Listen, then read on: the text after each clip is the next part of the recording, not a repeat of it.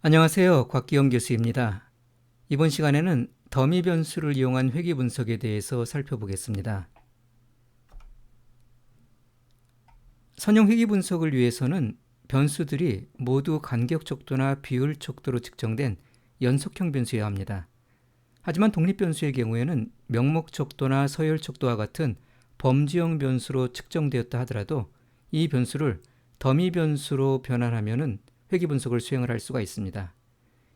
여기에서 더미 변수란 어떤 속성이 존재할 경우에 그 값을 1로 코딩을 하고 존재하지 않을 경우에 그 값을 0으로 코딩한 1 또는 0의 값을 갖는 인위적 변수를 얘기를 합니다.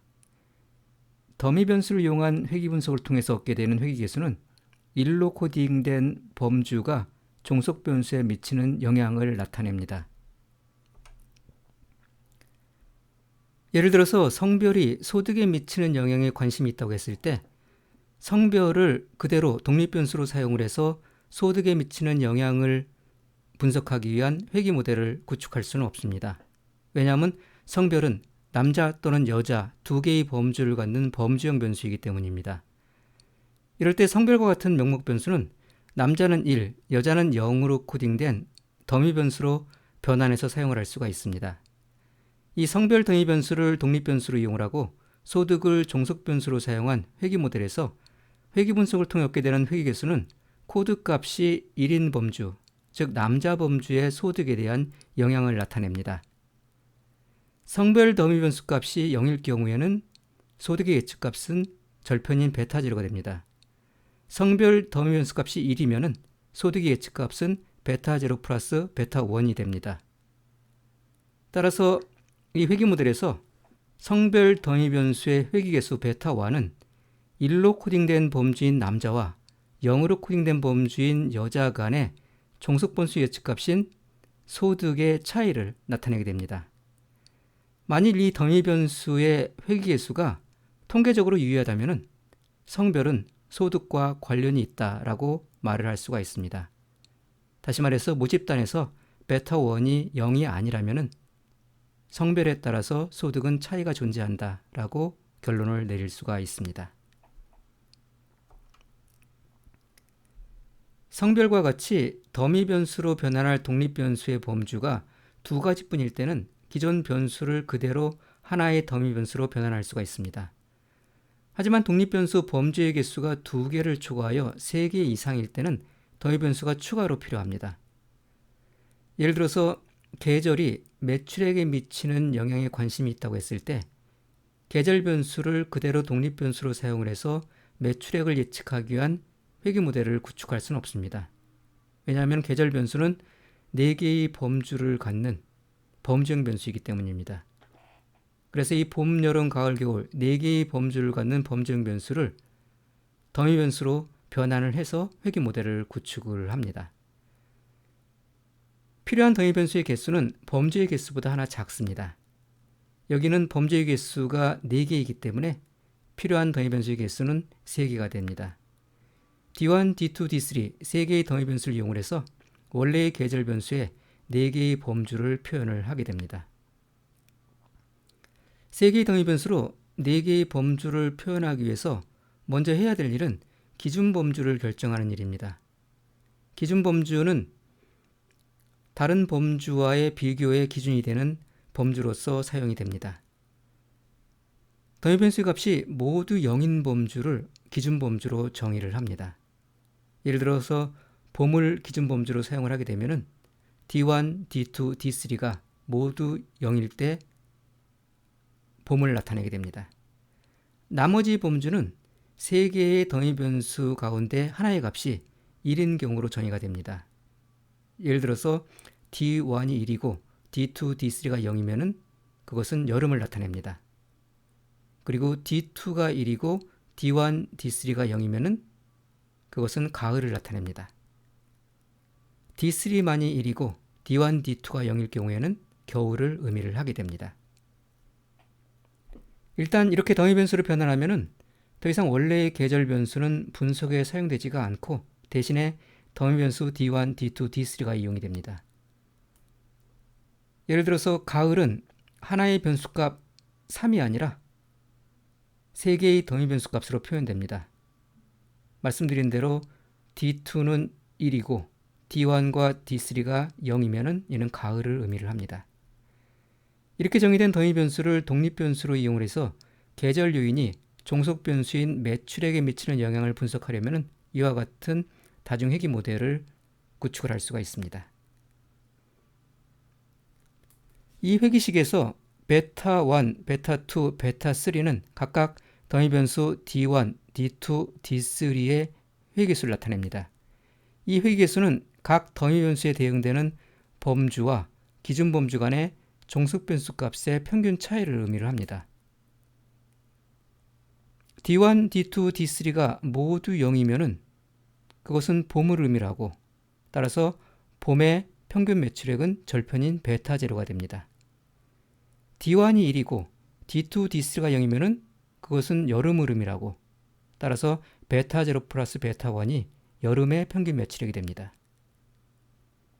D2가 1이고 D1과 D3가 0이면 그것은 가을을 의미를 하고 따라서 베타 제로와 베타 2를 더한 값이 가을의 평균 매출액이 됩니다.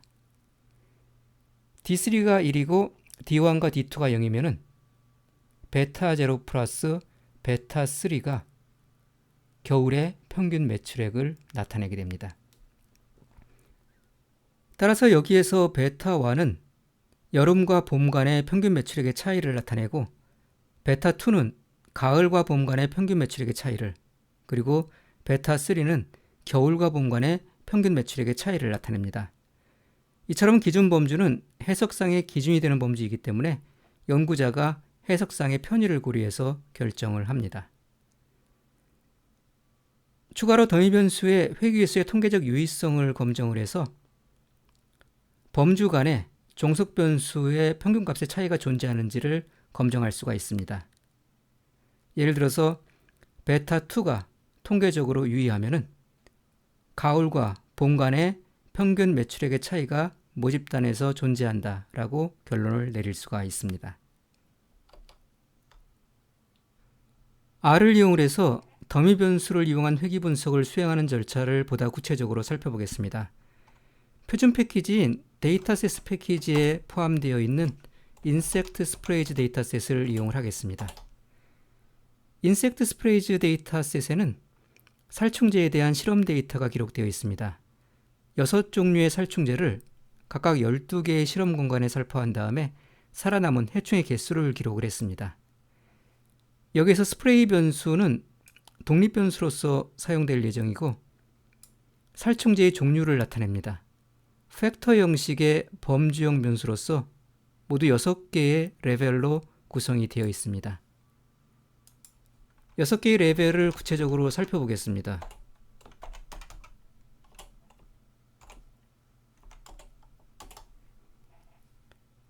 A부터 F까지 6개의 살충제를 나타냅니다.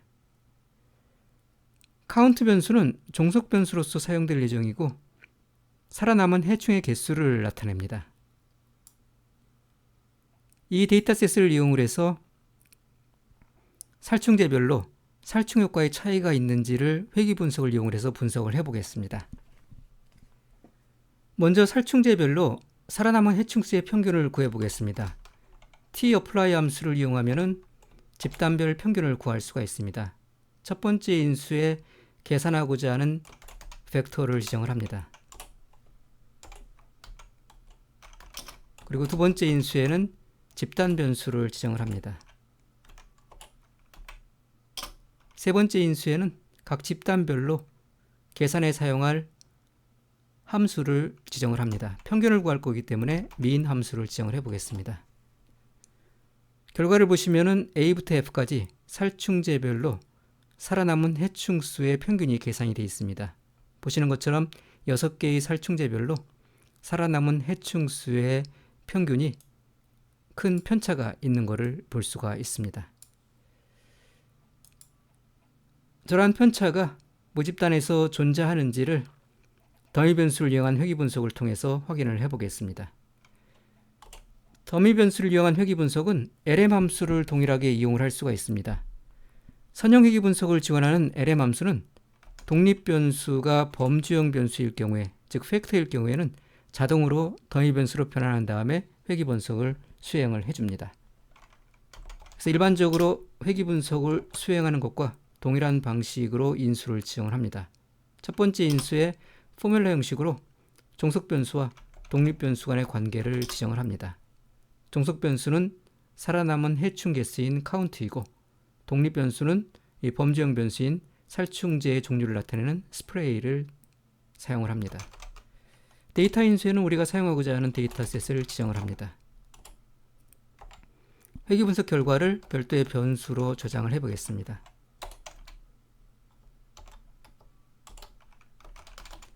서머리 함수를 이용해서 회귀 분석 결과를 출력을 해보겠습니다.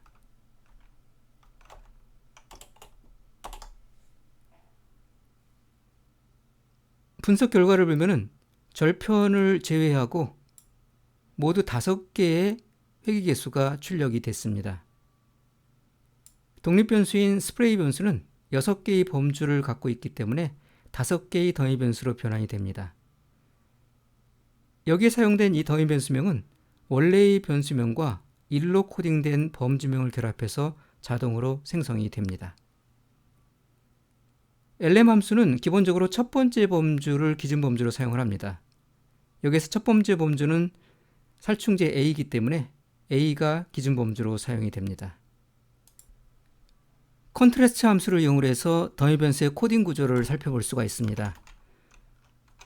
컨트래스트 함수의 인수로서 우리가 사용하고 있는 범주형 변수를 지정을 합니다. 결과를 보시면은 위쪽에 B부터 F까지의 열은 더미 변수를 나타냅니다. 왼쪽에 A부터 F까지의 행은 살충제를 가리킵니다. 여기에서는 살충제 A가 기준 범주로 사용되고 있기 때문에 B부터 F까지의 더미 변수는 모두 0으로 코딩이 되어 있습니다. 실제로 회귀 분석 결과에서는 여기서 보시는 것처럼 B부터 F까지의 이 더미 변수명 앞에 실제 변수명이 같이 붙여갖고 출력이 됩니다. 그래서 스프레이 B, 스프레이 C, 스프레이 D, 스프레이 E, 스프레이 F와 같이 더미 변수명이 출력이 된 것을 볼 수가 있습니다. 회귀 분석의 결과로부터 도출된 더미 변수의 회귀 개수를 이용해서 각 살충제별로 살아남은 해충 개수의 평균을 구할 수가 있습니다. 예를 들어서 살충제 C 같은 경우에는 더미 변수인 스프레이 C의 값이 1이고 나머지 더미 변수 값이 모두 0인 경우입니다. 따라서 회귀식에 스프레이 C만 1을 대입을 하고 나머지 더미 변수는 모두 0으로 대입을 하게 되면 우리는 살충제 C의 살충 효과는 마이너스 12.4에다가 절편인 14.5를 더한 값으로서 산출할 수가 있습니다. 따라서 살충제 C의 살충 효과는 14.5 더하기 마이너스 12.4, 즉 2.1과 같이 계산이 됩니다. 더미 변수가 모두 0이면은, 즉 스프레이 B부터 스프레이 F까지가 모두 0이면은 이는 기준 범주인 살충제 A를 나타냅니다. 따라서 살충제 A의 살충 효과는 회귀식의 절편인 14.5가 됩니다. 이 5개의 더미 변수의 회귀 개수는 각각 기준 범주인 살충제 A와의 종속 변수 평균값의 차이를 나타냅니다. 예를 들어서 스프레이 C의 회귀 개수는 살충제 C의 평균 생존 해충수에서 살충제 A의 평균 생존 해충수를 뺀 값입니다. 이러한 차이에 대한 통계적 유의성 검증 결과는 회귀 개수에 대한 P값에서 확인을 해볼 수가 있습니다. 스프레이 C의 회귀 개수는 유의수 0.05에서 통계적으로 유의합니다. 따라서 살충제 C와 살충제 A 간에는 유의한 살충 효과의 차이가 존재를 합니다. 여기에서는 살충제 A는 살충제 B나 살충제 F와는 통계적으로 유의한 차이가 없습니다. 모두 유의수 0.05를 초과하는 유의 확률을 갖고 있습니다. 반면에 나머지 살충제 C하고 D하고 F 간에는 통계적으로 유의한 차이가 있습니다. 살충제 C, D, F는 유의 확률이 모두 0.05에 비해서 매우 작기 때문에 모집단에서 그 차이가 0이라고 할 수가 없습니다. 따라서 살충제 B하고 F는 통계적으로 유의한 차이가 없지만은 살충제 C, D, E는 살충제 A와 통계적으로 유의한 차이가 존재를 합니다. 이러한 살충제 간의 살충 효과의 차이 검정은 이론 분산 분석을 통해서도 동일하게 검증을 할 수가 있습니다. AOV 함수를 이용해서 분산 분석을 해보겠습니다. 첫 번째 인수로 종속 변수와 독립 변수의 관계를 포뮬러 형식으로 지정을 합니다. 그리고 데이터 인수에는 우리가 사용하는 데이터셋을 지정을 합니다. 분산 분석 결과를 별도의 변수로 저장을 해보겠습니다.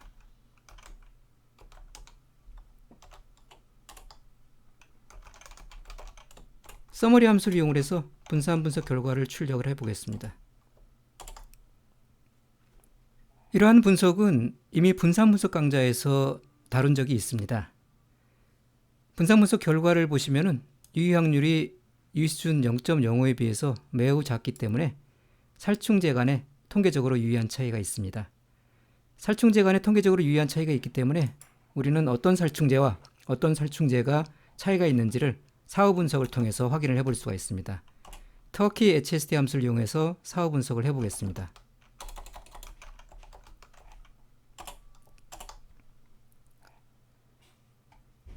사후 분석 결과를 보시면은 유의수준 0.05에서 살충제 A는 살충제 C, D, E와 통계적으로 유의한 차이가 있습니다. 그리고 살충제 B와 살충제 F와는 통계적으로 유의한 차이가 없습니다. 이는 우리가 앞서 회귀 분석을 이용해서 살펴본 결과와 동일합니다. 기준 범주는 분석상의 해석의 편의를 위해서 언제든지 변경을 할 수가 있습니다. 리레벨 함수를 이용해서 기준 범주를 변경할 수가 있습니다. 첫 번째 인수로 사용하고자 하는 범주형 변수를 지정을 합니다. 그리고 두 번째 인수 REF 인수에 기준 범주로 사용할 범주를 지정을 합니다. 예를 들어서 여기에서는 마지막 여섯 번째 범주인 살충제 F를 기준 범주로 변경을 해보겠습니다. 변경 결과를 별도의 변수로 저장을 하겠습니다. 컨트레스트 함수를 이용해서 코딩 구조를 살펴보겠습니다. 보시면은 여섯 번째 변수인 살충제 F에 더미 변수 코딩 값이 모두 0으로 들어가 있는 것을 볼 수가 있습니다. 따라서 기준 범주가 기존의 A에서 F로 바뀌어 있는 것을 확인할 수가 있습니다. 이렇게 변경된 기준 범주를 이용해서 다시 한번 회귀 분석을 해보겠습니다. 독립 변수로서 변경된 변수를 지정을 합니다. 분석 결과를 보시면은 기준 범주에 따라서 회귀 개수가 달라지기는 하지만은 각 범주별 종속 변수의 평균값은 동일합니다. 예를 들어서 앞서 계산했던 살충제 C의 살충 효과는 이 회귀식에서 절편에 살충제 C에 대응되는 더미 변수의 회귀 개수를 더해서 계산할 수가 있습니다. 따라서 절편인 16.7과 살충제 C의 더미 변수 회귀 개수인 마이너스 14.6을 더해서 살충제 C의 살충 효과를 계산합니다. 그러면 16.7 마이너스 14.6을 계산하면 2.1로 산출이 되고 이 값은 우리가 앞서 살충제 A를 기준 범주로 사용한 것과 결과가 같습니다. 이번 시간에는 더미 변수를 이용한 회귀 분석에 대해서 살펴봤습니다. 다음 시간에 또 뵙도록 하겠습니다.